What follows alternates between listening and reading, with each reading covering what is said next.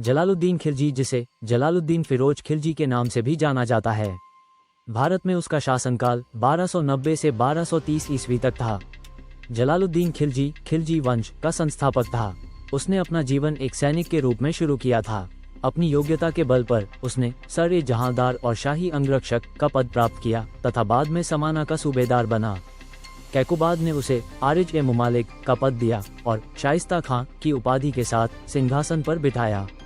उसने दिल्ली के बजाय किलोकरी के मध्य में राज्याभिषेक करवाया।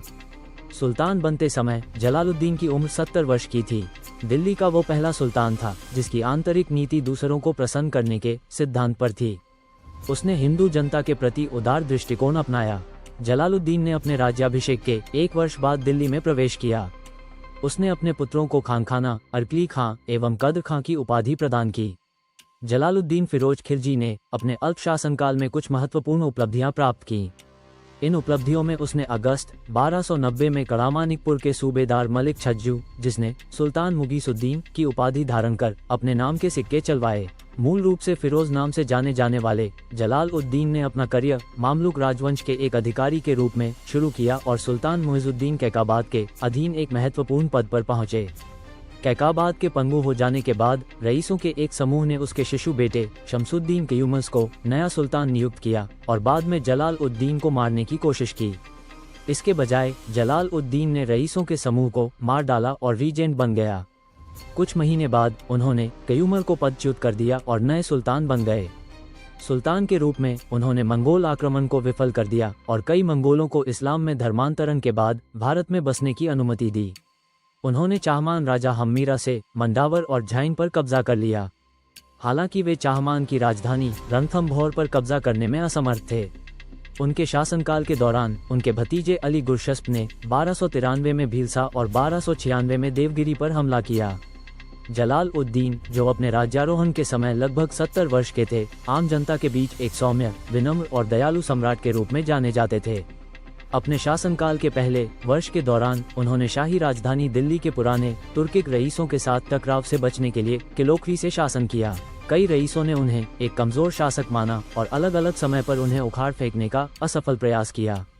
उन्होंने विद्रोहियों को बहुत कम सजा दी, सिवाय एक दरवेश सिद्दी मौला के मामले में, जिसे कथित तौर पर उसे गद्दी से हटाने की साजिश रचने के लिए मार दिया गया था।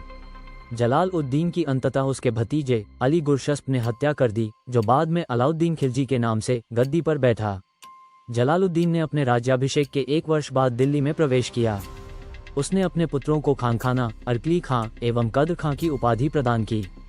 जलालुद्दीन फिरोज खिलजी ने अपने अल्प शासन काल में कुछ महत्वपूर्ण उपलब्धियां प्राप्त की। इन उपलब्धियों में उसने अगस्त 1290 में करामानिकपुर के सूबेदार मलिक छज्जू, जिसने सुल्तान मुगीसुद्दीन की उपाधि धारण कर अपने नाम के सिक्के चलवाए एवं खुतबा पढ़ा, के विद्रोह को दबाया। इस अवसर पर करामानिकपुर की सूबेदारी उसने अपने भतीजे अलाउद्दीन खिलजी को दी। उसका 1290 ई में रणथंभौर का अभियान असफल रहा। 1292 ई में मंडौर एवं झाइन के किलों को जीतने में जलालुद्दीन को सफलता मिली। दिल्ली के निकटवर्ती क्षेत्रों में उसने ठगों का दमन किया। 1292 ई में ही मंगोल आक्रमणकारी हलाकू का पौत्र अब्दुल्ला लगभग 1.5 लाख सिपाहियों के साथ पंजाब पर आक्रमण कर सुनाम तक पहुंच गया, परंतु अलाउद्दीन ने मंगोलों को परास्त करने में सफलता प्राप्त की और अंत में दोनों के बीच संधि हुई। मंगोल वापस जाने के लिए तैयार हो गए, परंतु चंगेज खां के नाती ओलगू ने अपने लगभग 400 मंगोल समर्थकों के साथ इस्लाम धर्म ग्रहण कर भारत में रहने का निर्णय लिया। कालांतर में जलालुद्दीन ने ओलगू के साथ ही अपनी पुत्री का विवाह किया और साथ ही रहने के लिए दिल्ली के समीप मुगलपुर नाम की बस्ती बसाई गई। बाद में उन्हें ही नवीन मुसलमान के नाम से जाना गया। जलालुद्दीन ने ईरान के धार्मिक पाकीर सिद्दी मौला को हाथी के पैरों तले कुचलवा दिया था। जलालुद्दीन के शासनकाल में ही उसकी भतीजे अलाउद्दीन खिलजी ने शासक बनने से पूर्व ही 1292 ई में अपने चाचा की स्वीकृति के बाद भिलसा एवं देवगिरी में लूटमार का काम किया।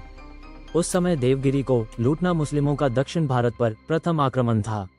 इन दोनों स्थानों पर लूटमार से अलाउद्दीन को अपार संपत्ति प्राप्त हुई।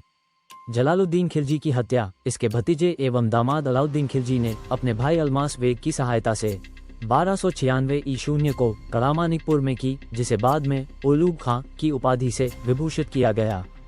इस प्रकार अलाउद्दीन खिलजी ने चाचा की हत्या कर दिल्ली के तख्त पर 22 अक्टूबर 1296 को बल बन के लाल महल में अपना राज्याभिषेक करवाया। जलालुद्दीन खिलजी का शासन उदार निरंकुशता पर आधारित था। दोस्तों, अगर आप ऐतिहासिक कहानियों में रुचि रखते हैं तो आप हमारे चैनल को सब्सक्राइब जरूर करें, जिससे हम आपके लिए वीर योद्धाओं की कहानी और लेकर आए।